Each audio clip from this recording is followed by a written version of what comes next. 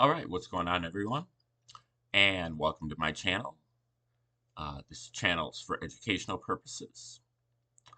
And in this feature, we check out um, things for the patriots that might exist in your blind side. That's what it's called, your blind side. I think this is number 40. And I've done a lot of digging since my red pill days back in the 90s, early 90s even, and dug up some stuff that I think that the movement could benefit from, especially given that you're hard at work with your digs, and I appreciate them. I appreciate the help that you've given me, and um, I hope that I can repay the favor uh, with some deeper digs on more arcane and esoteric subjects, most likely, and things that maybe won't directly affect the the battles in the present tense, but I think in the future tense, these are things that we have to look out for. Um, Achilles heels and blind spots, holes that need to be plugged up, and leaks. These are things that, moving forward, we're going to have to shore up. And yeah, so what I talk about a lot is religion, and I just don't believe that we're going to be able to move forward um, on a platform of Christianity. I think that while I pretty much agree with Christian values, I don't agree with Christianity because I don't believe that it's true. Because I believe that it was a psychological operation, just like everything else was a psychological operation, and that it was a fictional story that was created by the Romans. However, that doesn't mean that it's all a wash. It's more that it's all for naught. I think that the Romans had to put in a lot of useful things in there, in that New Testament, that you can actually base a lot of your life on. However, I do think that um, a more solid foundation moving forward would be something like the many American patriots had going for the um, American Revolution was the platform of deism. Um, and Jefferson, Thomas Paine, Ben Franklin, to a certain extent Jefferson, Madison, Thomas Young, Ethan Allen, all were deists. And deism is basically the belief in one God who is good, who endows the humans with reason and other higher mental and spiritual faculties that enable us to behold God's creation through nature, the beauty of nature, and the wonderment, um, the laws of math, physics, geometry that enable us to ascertain the nature of the Creator itself, so that we can um, really have our own uh, direct religion, our direct experience of the Creator, not through intermediaries like priests, pastors, and rabbis, or um, intermediaries like books that are riddled with mistranslations and um, misunderstandings and dogma and fraud, right, fraud. Um, can't think of the word, but yeah. So deism is a much more sound foundation to move forward upon, in my estimation. And I think that that can be, built on as well. Now, today, what I was going to talk about is, in the 1950s and 1960s, African Americans had kind of an awakening where they um, began to take pride in their heritage, to, you know, to try to, um, you know, uh, think that, being black wasn't such a shameful thing, and that black was beautiful, and, um, hold your head up, be proud of yourself and where you came from. And um, yeah, I mean, I think that's all well and good. A person needs to feel uh, in their skin that they are a worthy person. Um, but, some of the excesses of that kind of turned into, like um, Afrocentric Egyptology, where Black people imagined that all of um,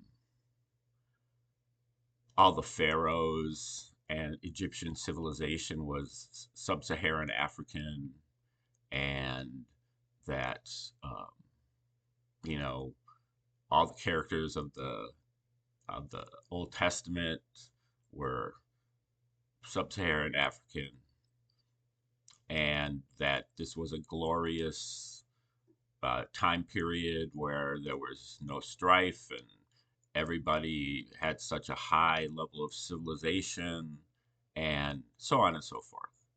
Um, and it just wasn't that way. It, there may have been some of the Egyptian pharaohs that were sub-Saharan African, but there were probably some who weren't. Um, that's kind of how history is. It's a little bit of this and a little bit of that. It's a lot of gray and not a lot of black and not a lot of white. Um, and when you start to kind of glorify a history, um, you can see that you're kind of getting into trouble. Human beings haven't really, um, y- you know, been in a position to be just nothing but glorification. Um, it's not so I just feel like it was an overcompensation for the Afrocentric people, to go from, oh well, we were in shame, the mark of Ham or whatever, um, and then move to this glorious thing. And it's kind of okay to have that glory as a mythology, but to extend it to, like, oh no, this is how it really was. That's a bridge too far, because that's not the truth. And I see that in the patriot movement a lot, um, not only with Christianity, but with the heritage and the history. Um, the other day, um, you know, Trump resurrected the statue of Columbus or some such thing, which I think is fine. You know, it's we want to have these statues and to be able to talk frankly, about the history. But I think a lot of the patriots um, are see that as like a glorification of Columbus and what he did. And I just don't see that as being in harmony with the facts. Um, Tell me if I'm wrong. Maybe there are sources that I'm not aware of, but um, you know, Columbus was, as far as I can tell, was pretty much straight cabal. Pretty much uh, just was doing the bidding of the powers that be, and he might have evidenced certain aspects of bravery and courage. Um, and I'm not saying that he's a 100% bad guy, but but that's kind of what I'm saying is that he wasn't a 100% good guy, not even close. And I think that a lot of the people in the movement kind of think that because Trump was resurrecting the statue, that that automatically turns Columbus into a hero. And I think it's just a lot more complex than that. And I think that the same thing goes on with Jesus and really a lot of the characters in the Bible and a lot of the characters in our history. We feel like they've been denigrated by the left because the left says that all white people are bad and they've all been slaveholders and they all are misogynists and all of this. Um, and then so we swing it back to no, they were all heroes. And that's not useful to go back to the original myth.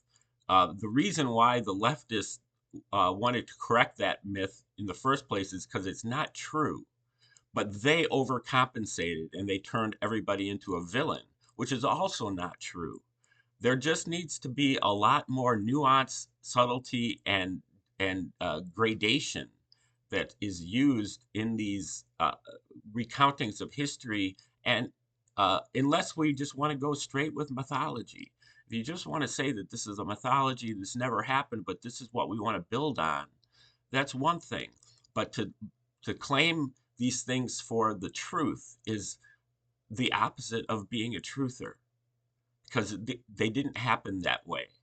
Um, Columbus wrote a diary. I haven't, I don't read Spanish. Um, I don't have a direct knowledge of what it says other than the excerpts that I've read. Um, but I don't see a full-blown hero there. I see some admirable traits. I see some atrocities. I see a lot of atrocities. Um, and for the uh, Ferdinand and Isabella and other cabal and interests. And so it's just not useful to think in these black and white terms. It's useful to think in the terms of the truth. And again, that's I think that comes back to the deism. Um, that the religion is the truth. Truth is above God. Because if God isn't true, and your depiction of God isn't true, then you don't have anything. The first thing is got to be the truth, and your God has got to be the truth, and that is not what is in either one of those testaments that are in the pages of your Bible. There and so there's got to be a different approach, and um, I'm sure a lot of people are going to disagree, and I'm sure a lot of people will accuse me of being a Satanist or some such thing. But Satan doesn't exist either. That he was also created by the Romans. It can be demonstrated um, that he's part of the psyop as well, or Satan. And this is just Santa Claus type stuff. It really is.